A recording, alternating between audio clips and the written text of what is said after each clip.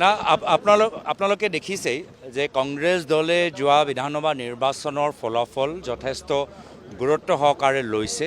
এই গোটেই নিৰ্বাচনৰ ফলাফলৰ নৈতিক দায়িত্ব প্ৰদেশ কংগ্ৰেছৰ সভাপতি হিচাপে মই স্বীকাৰ কৰিছোঁ। দলৰ কেন্দ্ৰীয় নেতৃত্বক তেওঁলোকক আহ্বান জনাইছোঁ যে তেওঁলোকে পৰৱৰ্তী দিনত আমাৰ সাংগঠনিক ভেটিত বা আমাৰ ৰণকৌশলৰ ক্ষেত্ৰত যি তেওঁলোকে পৰামৰ্শ দিয়ে সেই পৰামৰ্শখিনি আমি মানি ল'ম।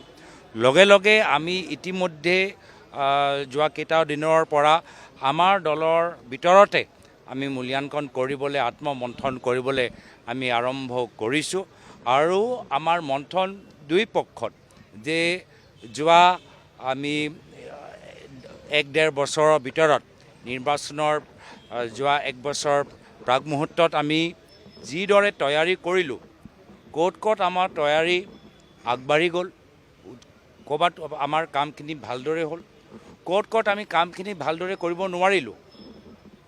কিছুমান কামত আমি নিশ্চয় আমাৰ ভাল হৈছে, নহ'লে ৰাইজে আমাক সমৰ্থন নিদিলেহেঁতেন।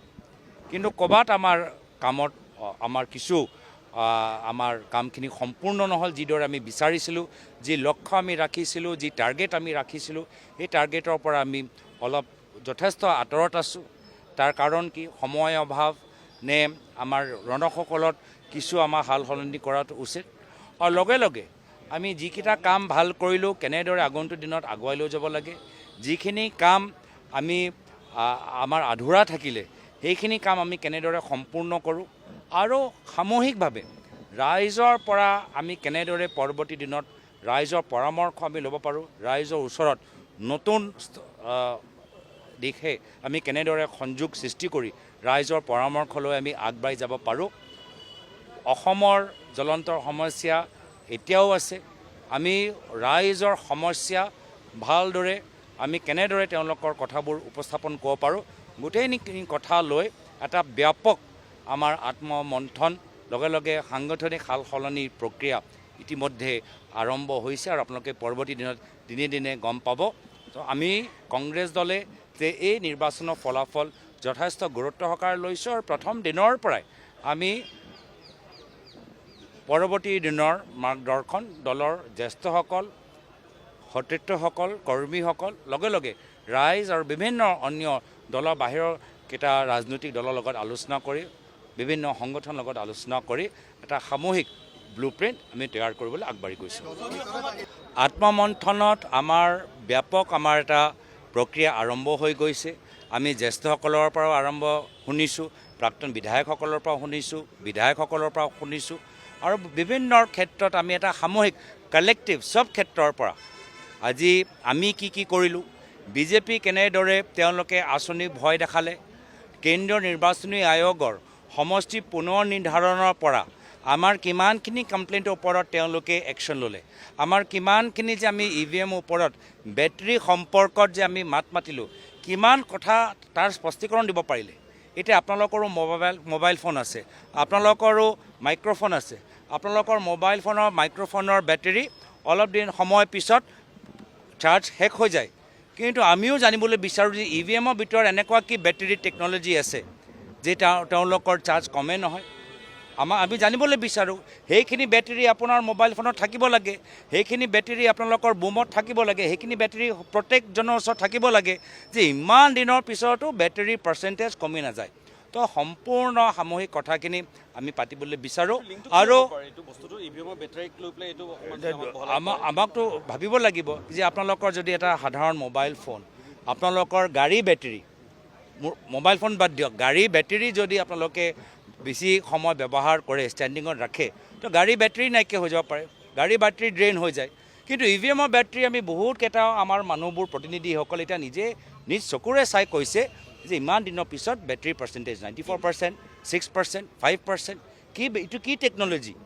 যি টেকন'লজি গাড়ীত নাই, যি টেকন'লজি মোবাইল ফোনত নাই, যি টেকন'লজি আমাৰ ঘৰৰ ভিতৰত, আমাৰ ফেক্টৰী, প্ৰত্যেক আমাৰ মেচিনাৰীত নাই, সেই বেটাৰীটো একমাত্ৰ EVMতে আছে যে ইমান দিনৰ পিছতো মাত্ৰ 6% তেওঁলোকৰ বহুত ক্ষেত্ৰত ডিছচাৰ্জ হ'ল। আৰু যেতিয়া আমি এনেধৰণৰ অভিযোগ দিওঁ, EC মানুহবোৰ, ৰিটাৰ্ণিং অফিচাৰবোৰ কিয় তেওঁলোকে স্পষ্টীকৰণ দিব পৰা নাই? কিয় স্পষ্টীকৰণ আমাৰ কিয় স্পষ্টীকৰণ দিব পৰা নাই? আমি কিয় স্পষ্টীকৰণ দিব পৰা নাই? আমিতো জানিবলৈ বিচাৰোঁ। আমি ইচিৰ পৰা আমাৰ ইচিৰ পৰা আমি কিয় গম পোৱা নাই?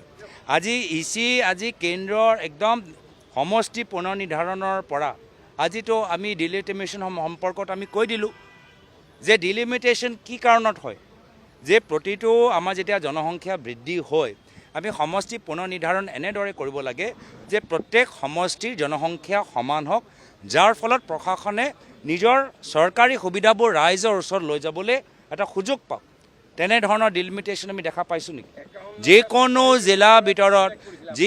জিলা ভিতৰত আমি দেখা পাইছোঁ যে ক'ৰবাত সমষ্টিত বহুত, ক'ৰবাত সমষ্টিত পঞ্চায়তৰ সংখ্যা কম। আমি ডিলিমিটেশ্যনৰ অৰ্থ কি?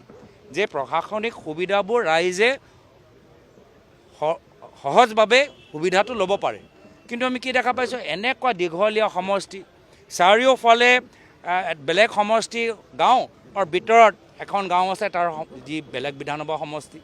তো গোটেইখিনি প্ৰক্ৰিয়াৰ ওপৰত আমি ব্যাপকভাৱে চৰ্চা কৰাটো গুৰুত্বপূৰ্ণ। লগে লগে কৈছোঁ যে জনসাধাৰণে আমাক কি পৰামৰ্শ দিয়ে?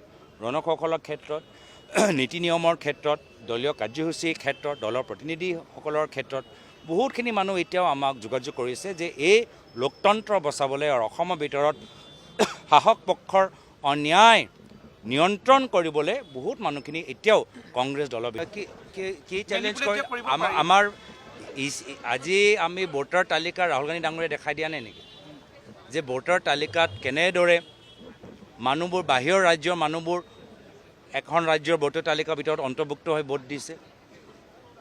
ভোটাৰ তালিকালৈ আজি আমি সন্দেহ প্ৰকাশ কৰা নাই নেকি?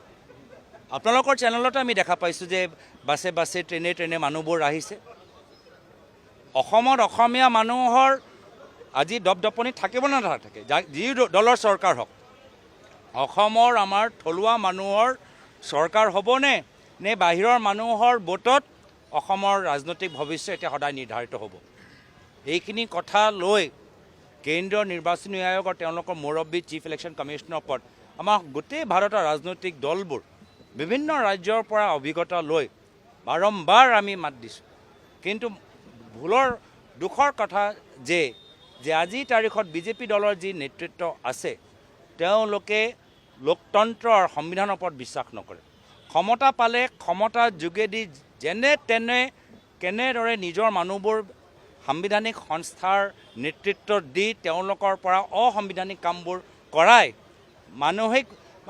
মানুহৰ সাংবিধানিক শক্তি, লোকতান্ত্ৰিক শক্তি দুৰ্বল কৰিব পাৰে। তাৰ বাবেহে তেওঁলোকৰ ৰণকৌশল, ভয়ানক এটা পৰিস্থিতি। নিৰ্বাচনৰ ভিতৰত যথেষ্ট আমাৰ লোকৰো দলৰ ভিতৰত আমাৰ দায়িত্ব আছে। আমি যে 100% পাৰফেক্ট, আমি যে একো ভুল কৰা নাই আমি কোৱা নাই, আমাৰো কিছু কৰিবলগীয়া আছে। কিন্তু বিজেপি দলৰ কেন্দ্ৰীয় নিৰ্বাচনী আয়োগ, ভোটাৰ তালিকা, EVM, presiding officer, chief election commissioner, তেওঁলোকৰো ভূমিকা আমি দেখা পাইছোঁ, বুজিছোঁ। আজি আমি বিজেপিক চেলেঞ্জ কৰিছোঁ যে ইমানে যদি শক্তিশালী, এই ইচিক আঁতৰাই ইচি নিৰপেক্ষ ৰাখি নিৰ্বাচন কিয় নকৰে? যদি ইমানে কাম কৰিছে তো ইলেকশ্যন কমিশ্যনৰ যোগেদি তেওঁলোকৰ সাংবিধানিক কৰ্তব্যখিনি পালন কিয় নকৰায়? কিয় দলৰ এগৰাকী ৰাজনৈতিক অস্ত্ৰৰ দৰে নিৰ্বাচনী আয়োগক এনেদৰে ব্যৱহাৰ কৰে? ধন্যবাদ।